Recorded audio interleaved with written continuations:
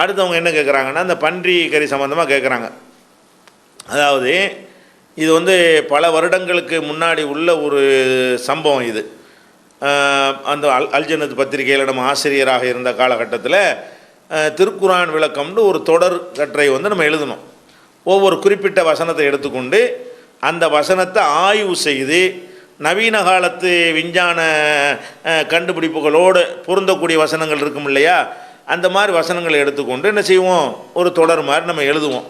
அப்போ ஒரு தடவை என்ன செஞ்சோம்னா இந்த வசனத்தை எடுத்துக்கொண்டோம். இந்த வசனத்தை 4 விஷயம் இப்போ சொன்னோம்ல, நிர்பந்தத்துக்காக வேண்டி 4 விஷயம் வந்து ஹராமாவுன்னு சொன்னோம் இல்லையா, தானாக செத்து போனது, பன்றி இறைச்சி, இறைவன் அல்லாத ஒரு பேரில் அறுக்கப்பட்டது, இரத்தம், இந்த 4 ஹராம் என்று அல்லாஹ் சொல்லுகிறான் அப்படிங்கிற அந்த வசனம் இருக்கு இல்லையா, அந்த வசனம் 4-5 இடத்துல குரானில் இருக்கிற அந்த கருத்து, அந்த வசனங்கள்லாம் எடுத்து போட்டு அதுக்கு விளக்கம் எழுதணும்.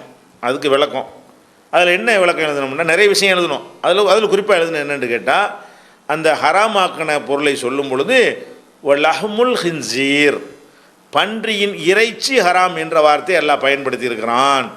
பன்றி ஹராம்னு சொல்லாமல் ஹுர்ரிமத் அலைக்குமுல் மைத்தத்து, தானா செத்தது ஹராமு, ஒத்தமு ரத்தம் ஹராமு, லஹ்முல் ஹின்சீர் பன்றி இறைச்சி ஹராமு அப்படின்னு என்ன செய்கிறான், அல்லாஹ் சொல்லி காட்டுகிறான். அப்போ அல்லாஹ் வந்து பன்றி இறைச்சிங்கிற வார்த்தை அந்த இடத்துல யூஸ் பண்ணுறான். வெறும் பன்றி என்பதற்கும் பன்றி இறைச்சி என்று சொல்வதற்கும் எல்லா மொழிகள்லையுமே வித்தியாசம் இருக்கிறது. பன்றினா அது பன்றியுடைய அனைத்தையும் எடுத்துக்கொள்ளும். பன்றி இறைச்சி என்று சொன்னால் அந்த பன்றியுடைய இறைச்சின்னு வார்த்தையை போட்டதுனால அது இறைச்சியைத்தான் அந்த சொல்லு எடுத்துக்கொள்ளும். நம்ம அந்த ஆர்டிக்கலில் எழுதினது அந்த சொல்லை பார்த்தோம்னு சொன்னால் பன்றியுடைய இறைச்சி ஹராம் என்று வார்த்தையை எல்லாம் இணைஞ்சிருக்கிறான், அதை போட்டிருக்கிறான்.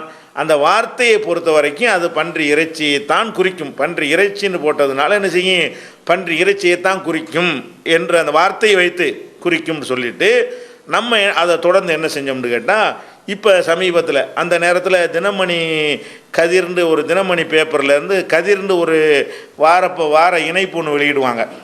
அந்த தினமணி கதிரில் ஒரு ஆர்டிக்கல் வந்துருச்சு. அந்த ஆர்டிக்கலையும் எடுத்து போட்டு, அதாவது மனிதனுக்கு வந்து இரத்தம் வந்து அடுத்தவங்கள் இரத்தத்தை பயன்படுத்துகிறாங்க, அது மாதிரி மனிதனுக்கு வந்து இதயம்லாம் வீக்காக போச்சுன்னா செயற்கை இதயங்களை பொருத்தக்கூடிய ஒரு காலத்தில் வாழ்ந்துக்கிட்டு இருக்கிறோம்.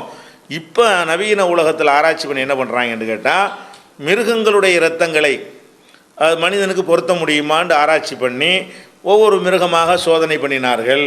அப்படி சோதனை பண்ணும் பொழுது எந்த மிருகத்தினுடைய இரத்தமும் மனுஷனுடைய இரத்தத்தோட ஒரு அளவு கூட ஒத்து போகாது. ஆட்டு ரத்தத்தை மனுஷனுக்கு எதனா செத்து போயிடுவான், மாட்டு ரத்தத்தை எத்தனை செத்து போயிடுவான். எந்த மிருகத்து ரத்தத்தையும் குரங்குலேருந்து வந்தான்னு சொல்கிறானே, அந்த குரங்கு ரத்தம் கூட மனுஷன் ரத்தத்துக்கு என்ன இல்லை, ரொம்ப தூரத்தில் இருக்கிறது. ஆனால் ஆச்சரியப்படக்கூடிய வகையில் பன்றியின் இரத்தம் மனிதனுடைய அந்த தினமணி கதிரில் வந்து ஒரு ஆர்டிக்கல் இது, பன்றியுடைய இரத்தம் வந்து மனிதனுடைய இரத்தத்துக்கு ரொம்ப நெருக்கமாக இருக்கிறது. அது ஆய்வில் வைத்து ஏற்றுறதா இருந்தால் பன்றி ரத்தம் மனுஷனுக்கு மேட்சாகிறதுக்கு வாய்ப்பு இருக்கிறது, அது நெருக்கத்தில் இருக்கிறது, ஆய்வில் இருக்கிறது அப்படின்னு போட்டிருந்தாங்க. அதே மாதிரி இதயத்தை எடுத்துக்கிட்டோம்னா, இதயம் வந்து ரத்தத்தை வந்து பம்ப் பண்ணணும். ஒரு குறிப்பிட்ட வேகத்தில் ஒரு குறிப்பிட்ட அளவில் ரத்தத்தை என்ன செய்யணும், அதை பம்ப் பண்ணக்கூடிய வேலை இதயத்துக்கு இருக்கிறது. அதை பற்றியும் ஆராய்ச்சி பண்ணி சொல்கிறாங்க. இந்த இதயம் வந்து ஒரு ஆள் இதயத்தை அடுத்த ஆள் கொடுக்க முடியாது இல்லையா, ஒன்று தானே இருக்குது. அப்போ வந்து இதயத்தை அவுட்டாக போனால் அவுட்டு தான், ஆளே அவுட்டு தான். ரத்தமாவது ஒருத்தன் உசுரோடு இருக்கும்போது கொடுத்துடலாம். அப்போ இதயம் வீணாக போச்சுன்னு சொன்னால் அந்த பேஸ் மேக்கர்னு மிஷினை வச்சு தான் அதை வந்து ரன் பண்ணுறாங்க. அப்போ என்ன யோசிக்கிறாங்கன்னு கேட்டால், ஒரு மிருகத்துடைய இதயத்தையே மனுஷனுக்கு பொருத்த முடியும்னு சொன்னால் இந்த ஹார்ட் அட்டாக் பஞ்சாயத்து அடிபட்டு போயிருமே. இதயம் ஹார்ட் வீணாக போன ஆளுக்கெல்லாம் தூக்கி போட்டுவிட்டு ஒரு கழுதை இதயத்தை கொண்டே வச்சு ரன் பண்ணி விட்டு போயிடலாமே அப்படிங்கிற மாதிரி ஆராய்ச்சி பண்ணும் பொழுது எந்த மிருகத்தினுடைய இதயமும் மனிதனுடைய இதயம் செய்கிற வேலையை செய்ய முடியலை. ஒன்று கூடுதலாக இருக்குது அல்லது கம்மியாக இருக்கிறது. அந்த பம்பிங் வந்து கரெக்டான ஒரு அளவில் இருந்தால் தான் அதை மனிதனுடைய உடலை இயக்க முடியும். பல விதமான அந்த வேறுபாடுகள்லாம் வச்சு ஒன்றையா டெஸ்ட் பண்ணுறாங்க, ஒன்றுமே ஒர்க் அவுட் ஆக மாட்டேங்குது.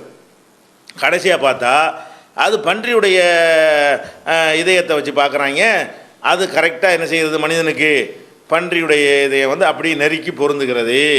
இப்போ வந்து கிட்னிலே அது நெருக்கமாக வருதுன்னு கண்டுபிடிச்சிருக்காங்க லேட்டஸ்ட்டாக. அந்த பேப்பரில் அது இல்லை, அந்த கதிர் பேப்பரில் வந்து அது இல்லைன்னு வைங்களேன். இந்த செய்தியை நம்ம எழுதி, அப்போ இறைவன் வந்து அந்த பன்றி இறைச்சி என்று சொல்கிறான். ஒரு காலத்தில் இந்த பன்றியுடைய இதயத்தை மனிதனுக்கு பொருத்த வேண்டியது வரலாம், பன்றியுடைய இரத்தத்தை ஏற்றி உயிர் பிழைப்பதற்காக வேண்டி ஏற்றக்கூடிய ஒரு நிலைமை வரலாம். படைச்சவனுக்கு அது தெரியும். அதற்காக கூட அல்லாஹ் என்ன செஞ்சிருக்கலாம், பன்றி என்று சொல்லாமல் பன்றியின் இறைச்சிங்கிற வார்த்தையை எல்லாம் பயன்படுத்தியிருக்கலாம். இந்த நவீன கண்டுபிடிப்புகளோடு பொருத்தி விளக்கம் சொல்லக்கூடிய ஒரு ஆர்டிக்கல் அது. அப்போ அதில் எழுதியிருந்த அந்த தினமணி கதிருடைய ஆர்டிக்கலை மென்ஷன் பண்ணி, அப்போ வந்து பன்றியுடைய இதயமே நம்ம பொருத்த வேண்டி வருதுன்னு வைங்க. அப்போ இந்த பன்றியுடைய இது ஹராமுன்னு வருது அப்படின்னு பார்த்தோம்னா, இறைச்சி தானே ஹராமு, இதயத்தை வச்சுக்கிட்டா நமக்கு என்ன அப்படிங்கிற மாதிரி அந்த ஒரு கருத்துக்காக கூட இருக்கலாம். அல்லாஹ் தான் அறிந்தவன் சொல்லிவிட்டு, ஆனாலும் ஹதீஸ் அடிப்படையில் ரசூல் ஸல்லல்லாஹு அலைஹி வஸல்லம் வந்து பன்றியை வந்து முழுமையாக பன்றியை தடை செய்திருக்கிறார். பன்றி விற்பதை தடை புகாரியுடைய ஹதீஸை போட்டு தடை செய்திருக்கிற காரணத்தினால் ஹதீஸ் அடிப்படையில் பன்றி முழுவதும் ஹராம்னு முடிச்சிருந்தோம். இந்த முதல்ல படிச்சுட்டு வரும்போது என்ன செய்யுது, பன்றியை அப்படி எல்லாம் ஒன்று இறைச்சியை தவிர எல்லாத்தையும் திங்கலாம், சூப் போட்டு சூப் இப்படிலாம் சொல்லிவிட்டாங்க. இறைச்சியை தவிர எலும்பையெல்லாம் போட்டு என்ன செய்யலாம், சூப்பு போட்டு சாப்பிட்லான்னு சொல்லிவிட்டாருலாம் பரப்பினாங்க. அந்த மாதிரி மேட்ரு அங்கே வரல. இரத்தான் அந்த இதயத்தை வச்சு இந்த விஞ்ஞான கண்டுபிடிப்புகளோட ஒரு மெர்ஜி பண்ணி எழுதப்பட்ட ஒரு ஆர்டிக்கலை தான் நினைஞ்சிட்டாங்க அந்த மாதிரி வைத்து கொண்டிருந்தார்கள். அது ஹதீஸ் அடிப்படையில் குரானில் இறைச்சி தான் வருகிறது. ஆனால் ஹதீஸில் பொதுவாக பன்றின்னு வந்திருக்கிற காரணத்தினால் பன்றி முழுவதும் நம்ம தடுக்கத்தான் வேண்டும். அது முடிச்சது ஃபைனலாக. அதில் இந்த ஆர்டிக்கலுடைய முடிவில் வந்து அப்படி தான் நம்ம நினைஞ்சிருக்கிறோம், முடிச்சிருக்கிறோம். அப்போ வந்து அது 3 வாரமாக நான் வந்த ஒரு தொடர். அது அந்த மொத்தத்தையும் எடுத்தீங்கன்னா அந்த முடிவை நினைஞ்சிருக்கிறோம், தெளிவாக அதை முடிச்சிருக்கிறோம். அப்போ இவங்க இந்த முதல் வாரத்தில் வரும்ல, இறைச்சி என்று மட்டும்தான் நல்லா சொல்கிறான் அப்படின்னு வரும், அதை மட்டும் வைத்துக்கொண்டு பார்த்தீங்களா இறைச்சி தான் ஹராமுன்னு சொல்கிறான் மற்ற அப்படின்ட்டாங்க. மொத்தத்தையும் வந்து பார்க்காம அது வந்து பண்ண ஒரு ஃபித்னா. நம்ம வந்து பன்றியை சூப் போட்டு கொடுங்க எங்கேயாவது சொல்லவா செஞ்சுருக்குறோம், அந்த மாதிரி கருத்துப்படவா அந்த வாசகம் எழுதியா இருக்கிறோம் இல்லை. அதனால் இதுதான் அந்த பன்றியுடைய மேட்ரு. அது வந்து ஏதோ ஒரு அதாவது நம்ம என்னென்னு கேட்டால் தௌஹீத் ஜமாத்தை பொறுத்த வரைக்கும்ங்க எல்லாரும் காத்துக்கிட்டு இருக்கிறாங்க. ஏன் இவங்க எல்லாரையும் போட்டு வந்து விமர்சனம் பண்ணுறாங்கன்னு கடுப்பில் இருக்கிறாங்க. ஒவ்வொருத்தரும் இதுக்கு ஒரு சந்தர்ப்பத்துக்கு காத்துக்கிட்டு இருப்பாங்க. வரலாற்று பிரச்சனை இருந்துச்சா, இது சொன்னால் மக்கள்கிட்ட நல்லா கோபம் வரும்னோடனே அதை எடுத்துக்கிட்டு பிரச்சனை பண்ணாங்க. 8 ரக்காத்து மேட்ரு இருந்துச்சா இல்லையா, இது நல்லா பிடிக்கலாம் மக்கள்கிட்ட, 20 ரக்காத்தில் மக்கள் உறுதியாக இருக்கிறாங்க, 8 தொழுவ சொல்கிறாங்கன்னு போட்டோம்னா மக்கள்லாம் அடிப்பாங்க அப்படின்னு சொல்லிட்டு அதை எடுத்துக்கிட்டு கொஞ்சம் நாளைக்கு என்ன செஞ்சாங்க, ஆட்டம் போட்டாங்க. இப்படி ஒவ்வொரு சீசனுக்கு என்ன செய்வாங்க, ஒவ்வொரு விஷயத்தை எடுத்துக்கொள்வார்கள். இப்போ இந்த திருவிடைச்சேரில் எவனா ஒரு கிறுக்கு போய் சுட்டுவிட்டு போயிட்டான் பார்த்தீங்களா, அதை எடுத்துக்கிட்டு பார்த்தீங்களா துப்பாக்கி, அப்படி இந்த மாதிரியான ஒரு மேட்டராகத்தான் இந்த பன்றி சமாச்சாரமே தவிர எல்லாமே பொய்யாக இருக்கும், அறகுறையாக இருக்கும், வேணுண்டு அவதூறாக இருக்கும்.